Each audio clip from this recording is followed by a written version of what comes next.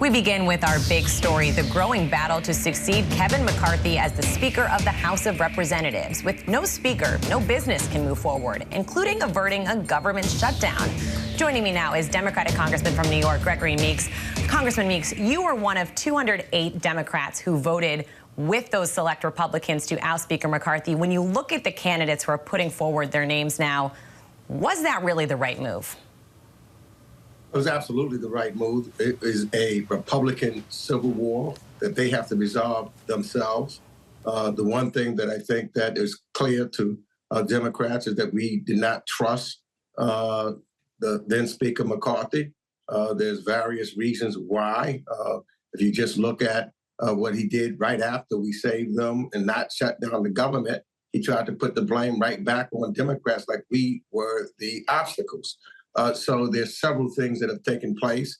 The impeachment of the President of the United States after saying that there would not be an impeachment inquiry without a full vote on the House floor. That was not true. And I can go on in regards to those things that prove him to be untrustworthy. And finally, I would say that if there was to be something, it seems to me that they should have spoken to our leader, Hakeem Jeffries. The Speaker should have talked to Hakeem Jeffries to see if there was something that could have been worked out. But he said he did not want to speak to Hakeem Jeffries and did not want to have any negotiations with us at that time. So Republicans have no one to blame but themselves. They voted unanimously for the rule to allow one member to call the chair of the Speaker to task. They voted on it unanimously. So they have no one to blame but themselves, and there was no reason for Democrats to bail them out. Congressman, sources tell us that former President Trump is considering attending this conference next week where the Republicans will float their candidates forward. I want to get your reaction to that, and also to the fact that a Trump ally, Congressman Jim Jordan, is one of those eyeing the position. Does he have a chance of uniting this Republican Party, and how do you view him compared to Majority Leader Steve Scalise of Louisiana? Well, number one, I think that's part of the problem that the MAGA extremist Republicans have taken over. And I think that McCarthy, yielded to them often, as he has already yielded to Donald Trump. We heard him say one thing after January 6th. A week later, he went down to Mar-a-Lago and he changed his tune there. And that is part of the reason why we have the chaos in Washington, D.C. It is headed by Donald Trump, each and every one of them, not just those 8. All have seemingly endorsed Donald Trump. So I think that is partial and the problem because the mega extremists in the Republican Party have taken over and they want the extremist ideas to flow. That's not bipartisanship. And I leave it up to the Republicans to decide who they want to vote for to be their Speaker. There's going to be no question in my mind that you'll see 212 Democrats vote for Hakeem Jeffries. You just mentioned the chaos. I mean, Americans are looking at this, realizing that the House is virtually paralyzed right now without a speaker. How do you project confidence that Democrats won't also be blamed for this? There are key policies that are not getting through right now, key laws that are not getting passed because of the chaos that's happening. What's your message more broadly there? Well, the message is, and you're correct that Americans are looking at this. I'm the former chair and now the ranking Democrat on the House Foreign Affairs Committee. The world is looking at this dysfunction. It hurts. And I think that this is being put forward by, as I said, the extreme MAGA Republicans. Can you go back to and the civil war that they're having? But I think that they need to get their act together. And this is why elections are important and matter. It's extremely important in that regard. I hope, and I know, for example, for Ukraine funding, which is on the line, that we have the majority of members that will vote for it. We just need someone to put it on the floor. And I trust that that will happen for the benefit of our country and for the benefit of our allies and Ukraine people, the strong and mighty people of Ukraine. I want to press you on that because Democrats continue to say they will trust that this Ukraine aid will get through. President Biden says ultimately there is support from both sides of the aisle. But if you have a candidate for House Speaker like Jim Jordan, who is openly opposed to more Ukraine aid, how are you going to get this on the floor? And why are you so confident that it will ultimately pass?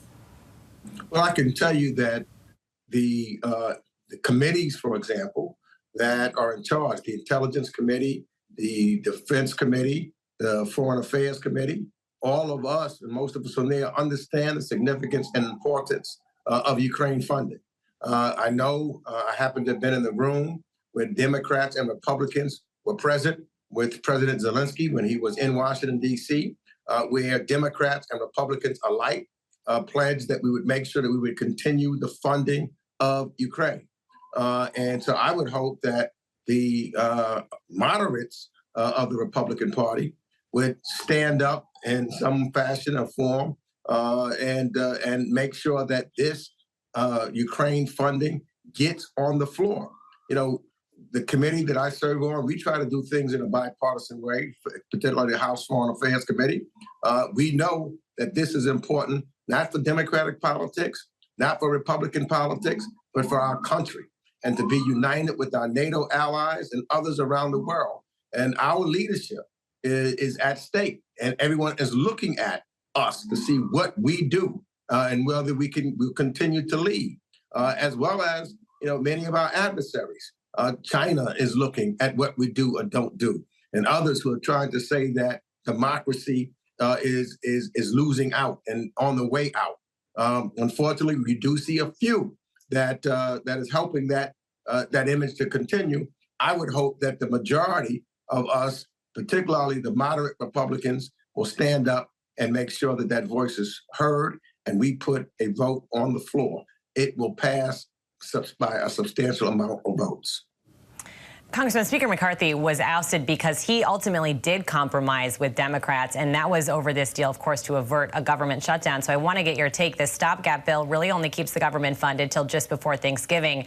How likely are we to be in a situation where a shutdown could happen within a matter of weeks now? Well, just as it was significant last Saturday, it's as significant as we're moving forward. That's why I do hope that the Republicans do resolve their internal civil war, come up with someone who is going to be a speaker, be the speaker sooner rather than later. You know, when we talked about the shutdown previously, the Republicans in the Senate, the Democrats in the Senate, the House Democrats, we all agreed and moved forward and were in negotiations and talking. The only one that were not was the House Republicans. I would hope that some of the House Senate members also come and talk to their colleagues, many of whom are now in the Senate, used to be in the House, and have some influence on them to say that their extreme MAGA positions should not continue to move forward that will hurt, because a shutdown will hurt and be devastating to everyday Americans. And we need to put these everyday Americans first and foremost in that regards. So I would think that a number of us and Republicans will come to their senses and understand the significance and why a shutdown would not be good for the American people. And the American people will see simply by who will vote moving forward to keep the government open, and who chooses just to shut down because they want to destroy the institution of the House of Representatives. Congressman Gregory Meeks, thank you so much for your time tonight. Thank you for having me. Now let's bring the big story to our panel. Joining us today is ABC News contributor and former Republican representative from New York, John Katko, Democratic strategist Pili Tobar, ABC News contributor LZ Granderson, and ABC News deputy political director Avery Harper. Avery, I'm going to start with you. It's already been a chaotic week. From what we just heard from the congressman there, another chaotic week ahead. What are you looking out for? And do you buy his argument that all of the blame for what Americans are seeing with the House virtually halted is going to fall on Republicans? Does that argument, hold water? I think a lot of the blame is going to fall on Republicans, but the fact is, and the congressman was expressing a lot of hope there, but the dysfunction of D.C. continues to dash the hope of Americans every single day. And so what I think there is going to be is a lot of apathy across the country when you think about what's going on in Washington, D.C., what's going on at the Capitol. Folks can't see an end to this. The thing is that, next week there could be a new speaker, but you have to remember that even with former President Trump's blessing, there were still 15 votes before McCarthy got the gavel. So we're going to have to wait and see exactly what's going to happen there. LZ, weigh in on this, because sources are telling us that former President Trump is actually going to consider attending the House Republican candidate forum next week. It would be the first time he's at the Capitol since he was in office to help kind of choose this next speaker. I mean, what kind of message does that send about Republicans and how they're functioning or not functioning on the Hill? Well, I mean, listen, President Trump is on a campaign tour. He's trying to save his businesses. He's trying to stay out of jail. And he thinks he can do that by going through the White House. The ideal of governing, I don't really believe, is an important aspect of this conversation when it comes to President Trump. However, the members of Congress, many of the Republican members of Congress, they do want to govern. They do want to fight for the principles that they stand for. It's just they are afraid. And let's just call it what it is. Like, ever since January 6th, none of the Republicans have been able to really stand on the ground of saying they are the law and order party. What they've been doing is hedging their bets every single step of the way and cow-tipping and trying to appease President Trump and his supporters.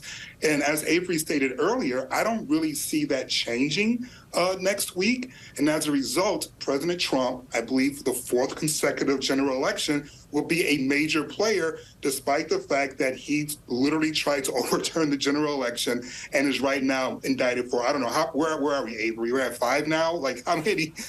There's quite a lot. It's really ridiculous. I mean, John, why don't you weigh in there? You're a former Republican member of Congress. What do you say to LZ and his argument on that front? I don't disagree with a lot of it, to be honest with you. There are some in Congress who want to do the right thing. There's an awful lot in Congress who vote to save their jobs, and they do not want to get on the wrong side of the former president, so they're going to do that. But the idea of the former president coming to the conference next week to try and influence who's the next speaker is going to be is about as good an idea of walking into a nitroglycerin factory with a blowtorch. It is the worst idea possible, because all it's going to do is create more divisiveness.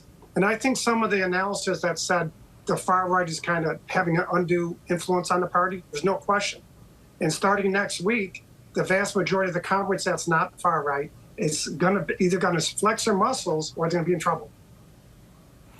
Pili, Democrats followed leader Hakeem Jeffries in essentially not bailing out Speaker McCarthy. When we look at this race here, is the alternative going to be any better for Democrats and for President Biden? Well, I got to tell you one thing. Whoever it is that ends up in being the Republican speaker, the reality is that what we saw last week is just another example of chaos. And I think the fact that the Republican Party is beholden to MAGA extremists. I mean, the fact that we're talking about former President Trump may be coming to the House next week for the speaker election in some ways sends a chill through my body based on all of the January 6th things that we've seen and that have come out. And I think it's just a further example that they're not delivering for the American people, and that honestly, they just can't get it together to govern. And Democrats shouldn't be expected to bail them out from that. But I do think that, we should all hope that cooler heads prevail so that we can move forward and do the things that the American people elected folks to do. John, quick word over to you. Yeah, I mean, I agree with most of what everyone is saying. And next week is a really important point for this party.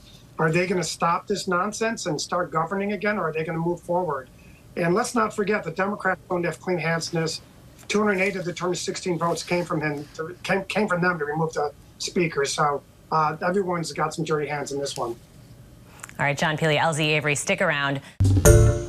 Hi, everyone. George Stephanopoulos here. Thanks for checking out the ABC News YouTube channel. If you'd like to get more videos, show highlights, and watch live event coverage, click on the right over here to subscribe to our channel. And don't forget to download the ABC News app for breaking news alerts. Thanks for watching.